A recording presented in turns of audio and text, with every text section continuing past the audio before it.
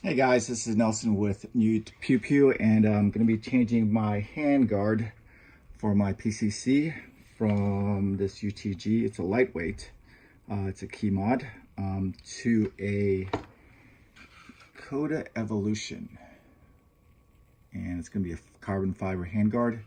And this is what it looks like. It looks pretty. It feels real light. As you can see, this is what it's gonna look like on there. Like the look. It's gonna see how much it weighs overall too. I'm kind of curious. So this one weighs, let's see.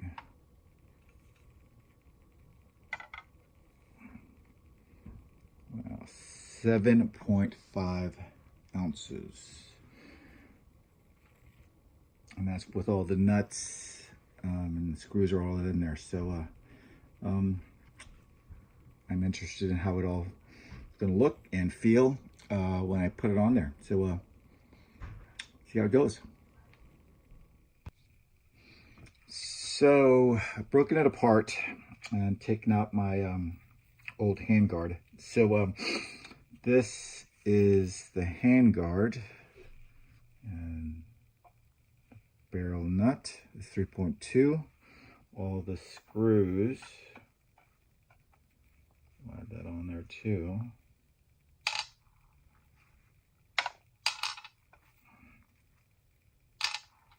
Is 3.5, and everything else on here, that's including, I guess, the tag, is 14 ounces. So, which is pretty crazy because this is only just, with the screws on there, is 7.5, which is pretty darn cool. It cuts it in half in weight. So that's pretty neat. And let's keep on doing it and see how it all looks out.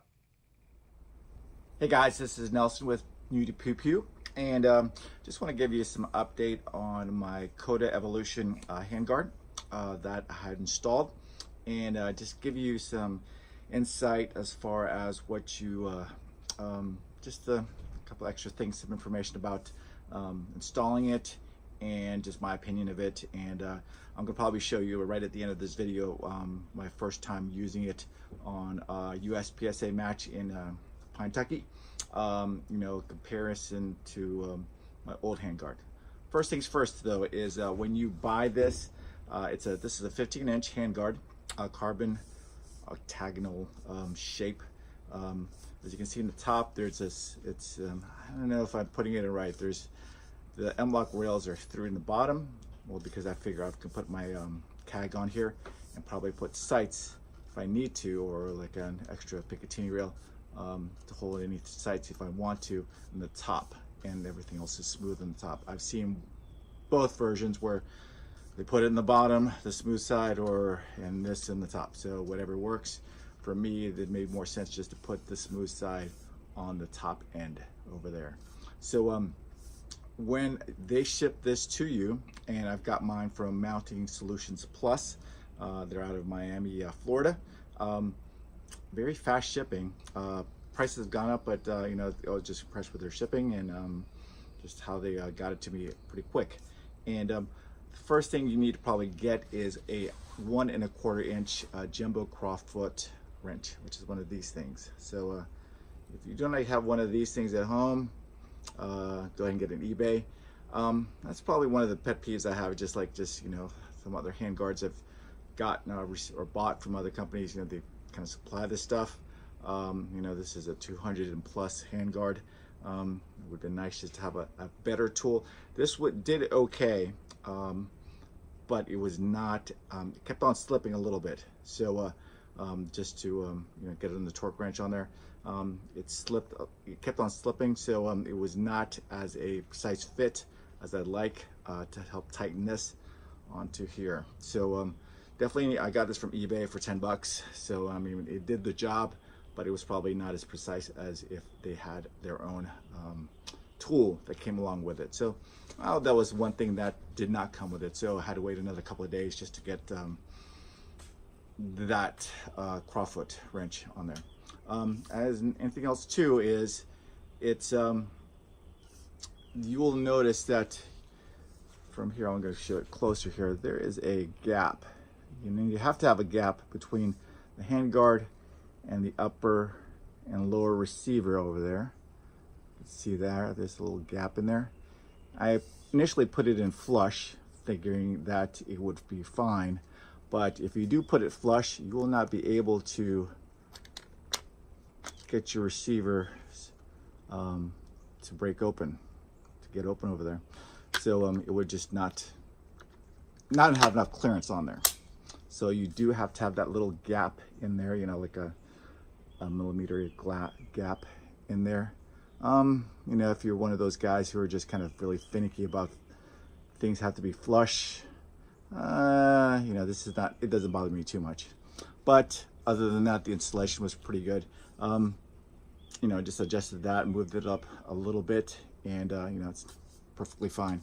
Does not hamper the performance of it.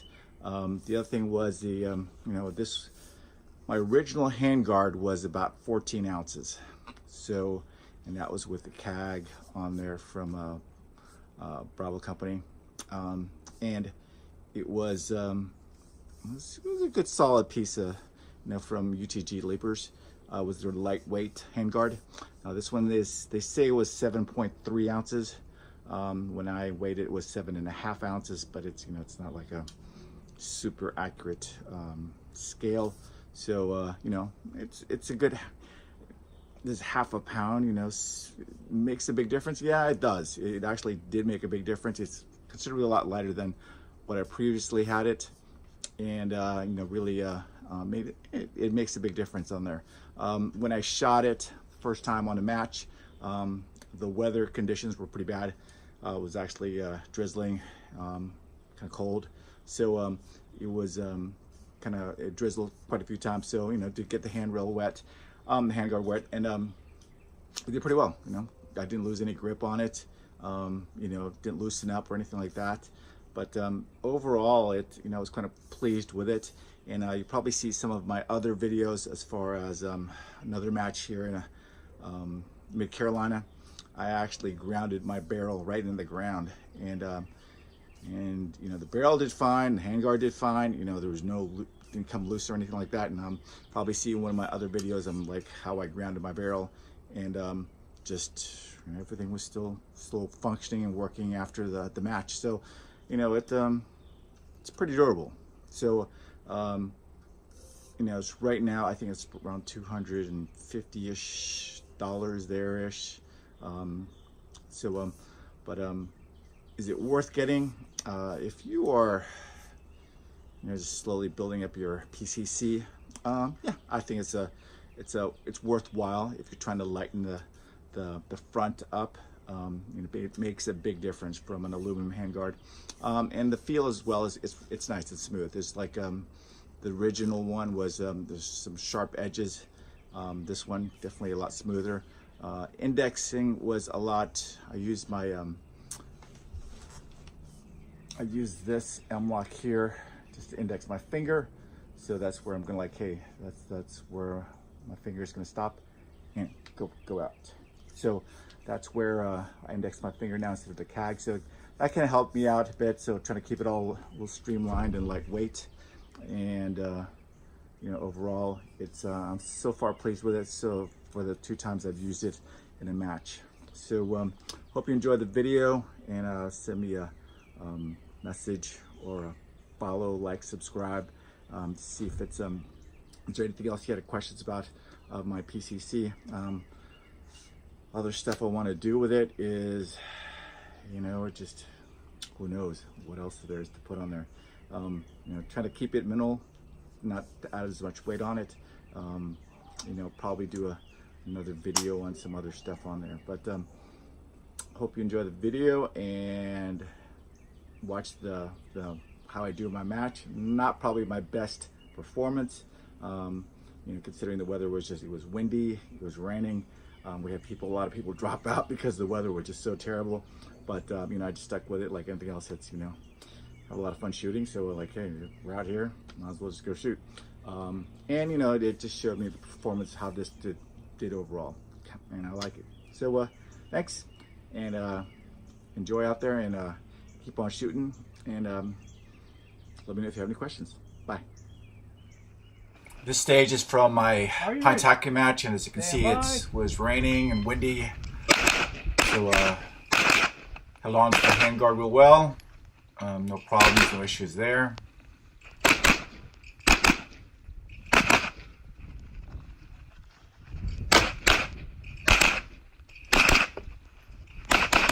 Are you ready? This is from North Carolina, and we'll see what happened at the end. So there's no issues with my handguard at this point.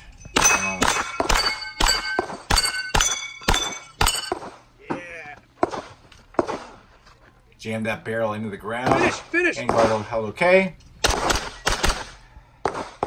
And checked the handguard afterwards, and it was all fine.